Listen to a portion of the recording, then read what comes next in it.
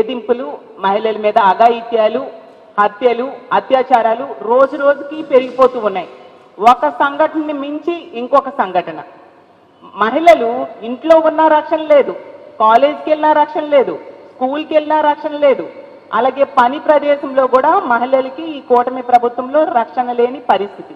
వీటన్నిటికీ కారణం ఏంటంటే ఇన్ని సంఘటనలు జరుగుతూ ఉంటే ప్రభుత్వం అత్యంత నిర్లక్ష్యంగా వ్యవహరించడం వలన ఈ విధంగా రిపీటెడ్గా ఒకదాని మీద ఒకటి సంఘటనలు మనం వినాల్సిన దుస్థితి ఈ రాష్ట్రంలో కనిపిస్తూ ఉంది.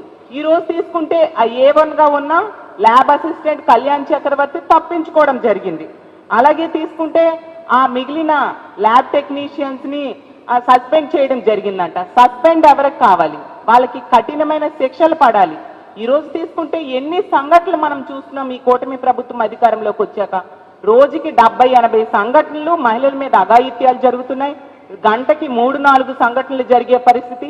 ముఖ్యంగా కళాశాలల్లో మహిళలకి కనీస రక్షణ లేని పరిస్థితి మనం చూస్తూ ఉన్నాం. ప్రభుత్వం, ముఖ్యమంత్రి గారు, డిప్యూటీ సీఎం గారు, హోమ్ మినిస్టర్ గారు అత్యంత నిర్లక్ష్యంగా వ్యవహరించడం వలన ఇలాంటి సంఘటనలు రిపీటెడ్గా జరుగుతూ ఉన్నాయి. వాళ్ళకి ఆ పనులు చేసే వాళ్ళకి భయం లేకుండా ఉండే పరిస్థితి మనం చూస్తూ ఉన్నాం. గతంలో చూసాం, కొన్ని నెలల క్రితం గొడ్లవల్లేరులో ఆ ఇంజనీరింగ్ కాలేజీలో అమ్మాయిలు బాత్రూమ్స్లో సీసీ కెమెరాస్ పెట్టి వాళ్ళకి ఎంత దారుణంగా ఇబ్బందులు పెట్టారో మనం చూసాం. ఆ సంఘటనలో ప్రభుత్వం అలాంటి పనులు చేసిన వాళ్ళకి అండగా నిలిచి ఏమీ లేదు అని చెప్పి అక్కడ విషయాన్ని కనుమరుగయ్యేట్టుగా చేయడం జరిగింది. అలాగే తీసుకుంటే ఇలాంటివి ఎన్నో సంఘటనలు. రాజమండ్రిలో నర్సింగ్ కాలేజ్ విద్యార్థిని ఒక వ్యక్తి వేధింపుల వలన ఆత్మహత్య చేసుకొని ఎన్నో రోజులు హాస్పిటల్లో ఉండి బ్రెయిన్ డెడ్ అయిపోయి చనిపోవడం జరిగింది.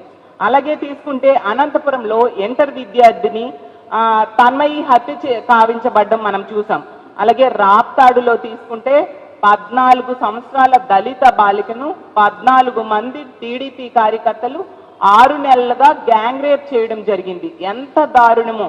ఎంత ఘోరంగా కళాశాలలకు వెళ్ళే బాలికలకి రక్షణ లేని పరిస్థితి. ఎందుకు ఇలాంటి పనులు వీళ్ళు రిపీటెడ్గా చేస్తూ ఉన్నారు అంటే ఇన్ని సంఘటనలు జరుగుతూ ఉన్నా ప్రభుత్వం వాళ్ళ మీద కఠినమైన చర్యలు తీసుకోని పరిస్థితి. హోమ్ మినిస్టర్ గారు ఎంతసేపు స్టేట్మెంట్స్కే పరిమితం, లేదా జగనన్నని తిట్టడానికి ఆవిడ పరిమితం అవుతున్నారు తప్ప ఇలాంటి వాటి మీద యాక్షన్ తీసుకోని పరిస్థితి. ఇప్పుడు కాకినాడ సంఘటనే తీసుకుంటే ఎంత దారుణం అంటే పవన్ కళ్యాణ్ గారు, డిప్యూటీ సీఎం గారు మహిళల రక్షణ కోసం ఎన్ని కబుర్లు చెప్పారు. తాట తీస్తానన్నారు. మహిళల మీద ఎవరైనా చేయేస్తే తాట తీస్తానని చెప్పిన విషయం ఈ రాష్ట్రంలోని ఏ మహిళ కూడా మర్చిపోలేదు. పవన్ కళ్యాణ్ గారు, మీకు ఒకటే అడుగుతున్నాను మా వైఎస్ఆర్ కాంగ్రెస్ పార్టీ మహిళా విభాగం తరఫున, అలాగే ఆంధ్ర రాష్ట్రంలో ఉన్న మహిళల తరఫున, మీ సొంత జిల్లాలో మీరు మంత్రిగా ప్రాతినిధ్యం వహిస్తున్న మీ సొంత జిల్లాలో 50 మంది మహిళలకు నెల రోజులుగా ఒక దుర్మార్గుడు ఈ విధంగా శరీర భాగాలను ఫోటోలు తీసి వేధిస్తే ఎంతమందికి తాట తీశారు? మీరు ఎక్కడికి వెళ్ళిపోయారు డిప్యూటీ సీఎం గారు అని నేను అడుగుతూ ఉన్నాను. అలాగే హోం మంత్రి గారు, ఆవిడ సొంత జిల్లాకి పక్క జిల్లాలో ఈ సంఘటన జరిగింది, కాకినాడలో జరిగితే మరి హోమ్ మినిస్టర్ గారు మానవత్వం కోసం చాలా స్టేట్మెంట్స్ ఇచ్చారు, ప్రెస్ మీట్లు పెట్టారే, మరి మీకు మానవత్వం అనేది లేదా?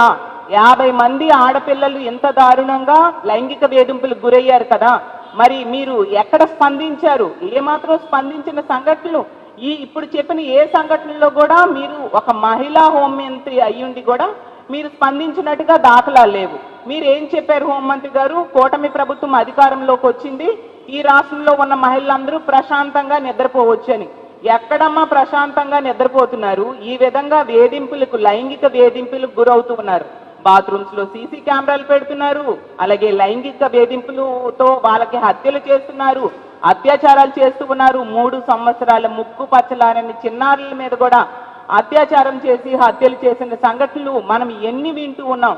మీరు ఏం చేస్తూ ఉన్నారు? ఏ ఒక్క సంఘటనలో అయినా మీరు వెళ్ళి ఆ కుటుంబానికి ధైర్యం చెప్పడం కానీ, అలాంటి తప్పుడు పనులు చేసిన వాళ్ళకి కఠిన శిక్షలు వేయడం కానీ హోంమంత్రి గారు చేశారా?